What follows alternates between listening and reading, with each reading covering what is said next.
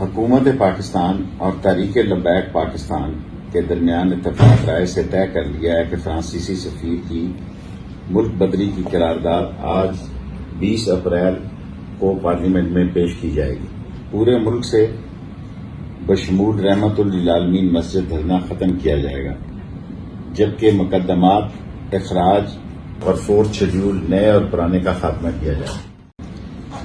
حکومت پاکستان اور تحریک لبیک پاکستان کے درمیان اتفاق رائے سے طے کر لیا ہے کہ فرانسیسی سفیر کی ملک بدری کی قرارداد آج 20 اپریل کو پارلیمنٹ میں پیش کی جائے گی۔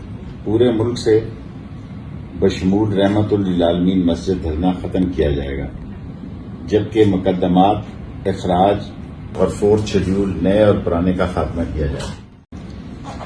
حکومت پاکستان اور تحریک لبیک پاکستان کے درمیان اتفاق رائے سے طے کر لیا ہے کہ فرانسیسی سفیر کی ملک بدری کی قرارداد آج 20 اپریل کو پارلیمنٹ میں پیش کی جائے گی۔ پورے ملک سے بشمول رحمت للعالمین مسجد دھرنا ختم کیا جائے گا، جبکہ مقدمات، اخراج اور فورتھ شیڈول نئے اور پرانے کا خاتمہ کیا جائے گا۔